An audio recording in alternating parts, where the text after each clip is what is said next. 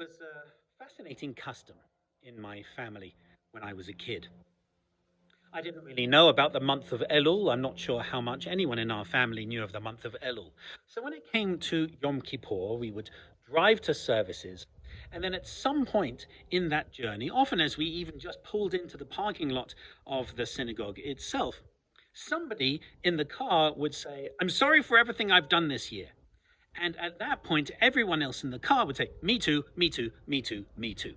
And then we had done all our atonement for the year. We had asked for forgiveness, and we just assumed it was forgiven. But it doesn't need to be that rushed. It doesn't need to be that impersonal. In fact, the month of Elul is a month of preparation, a month of being able to reflect on ourselves so that as we come to Rosh Hashanah, we're not rushed.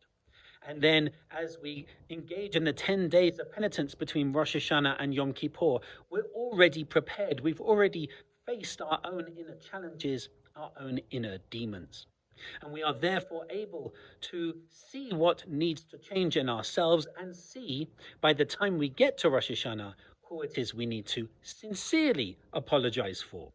Not just a quick, "I'm sorry for everything I've done," but actually reflecting on our actions during the year and being able to make amends for them.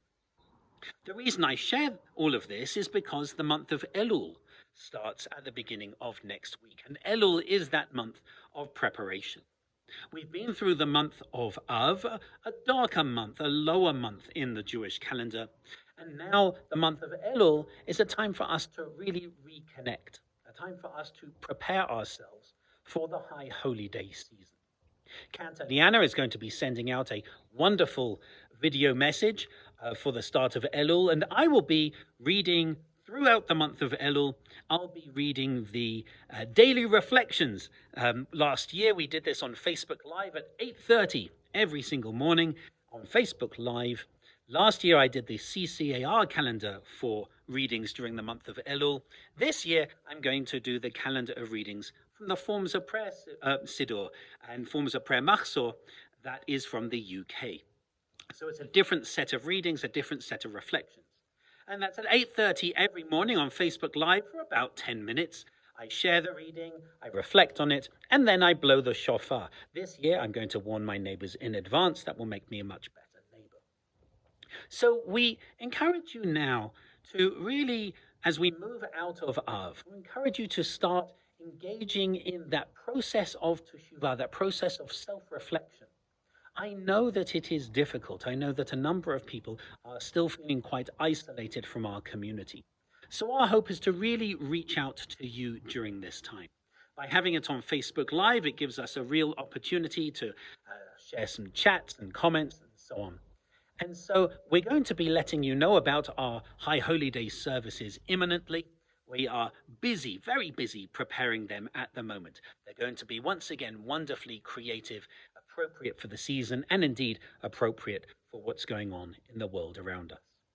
So as we start the month of Elul at the beginning of next week, I hope that I can help, that any of us can help you in that process of teshuvah, in the process of return and self-reflection. We encourage you to listen, to watch Cantor Liana's video, and indeed to join me every morning at 8:30 for our reflections during the month of Elul. There is much to think about in the world today. There is much to reflect on in terms of our place in the world. And I hope that this forthcoming month of Elul is an opportunity for you to reflect. In the meantime, I invite you to join us for our Kabbalat Shabbat service, for our Torah study tomorrow on the book of Ecclesiastes, and indeed, what does it all mean in the book of Ecclesiastes, and is it all futile? I'll give you a hint, it's not. If it were, then why would we be doing this?